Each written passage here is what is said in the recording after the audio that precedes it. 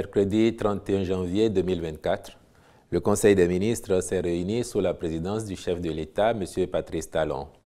Les décisions que voici ont sanctionné la séance. Au chapitre des mesures normatives, en point 1, création d'agences de sauvegarde de la culture dans les aires socioculturelles en République du Bénin.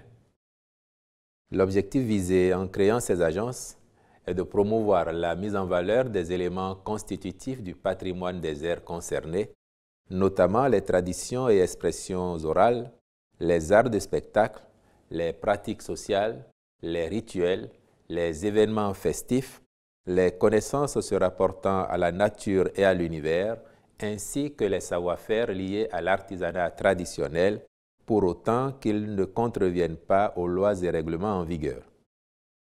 Constituées sous la forme d'établissements publics à caractère social et scientifique, elles auront pour mission principale d'élaborer, sur la base des orientations du gouvernement, des plans de sauvegarde du patrimoine culturel immatériel en liaison avec les communautés, groupes et ou individus le cas échéant. Elles se chargeront également d'assurer leur mise en œuvre dans la perspective d'améliorer leur contribution au développement socio-économique du pays. Au nombre de 4, ces agences sont l'Agence de sauvegarde de la culture Adjatado, l'Agence de sauvegarde de la culture Yoruba, l'Agence de sauvegarde de la culture du Grand Borgou, l'Agence de sauvegarde de la culture des montagnes. Il est important de signaler qu'elle ne dispose pas de territoire physique de compétence, mais couvre plutôt des espaces socio-culturels. Une fois opérationnelles, ces agences, dont les statuts ont été par ailleurs approuvés, constitueront un creuset pour l'appropriation et la valorisation du patrimoine culturel immatériel de notre pays. En point 2. Modalités d'exécution du travail d'intérêt général. La loi numéro 2018-16 du 28 décembre 2018 portant code pénal en République du Bénin comporte certaines innovations en termes de mesures alternatives à la détention.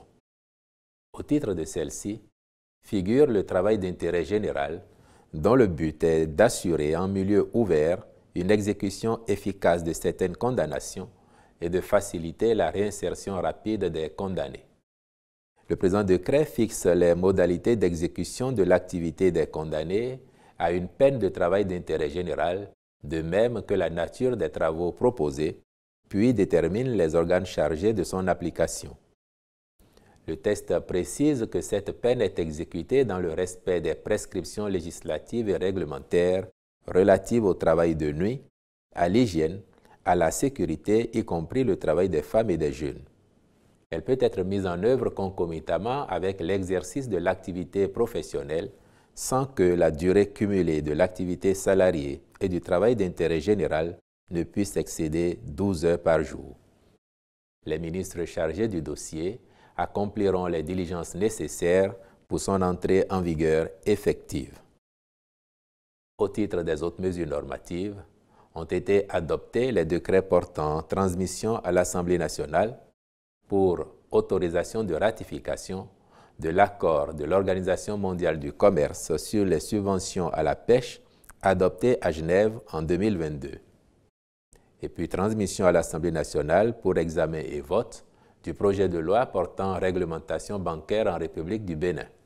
Au chapitre des mesures individuelles, les nominations ci-après ont été prononcées.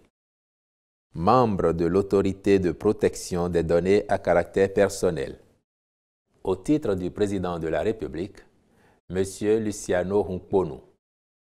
Au titre de l'Assemblée nationale, Madame et Messieurs Viviane Orutama, Charles Toko, Kojo Louis Dossou.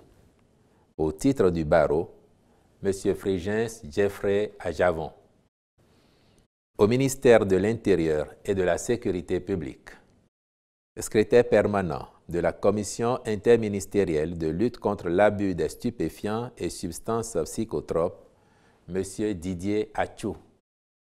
Au ministère de la Défense nationale, inspecteur général des armées, colonel Boni Laga Bouraïma Yakoubou.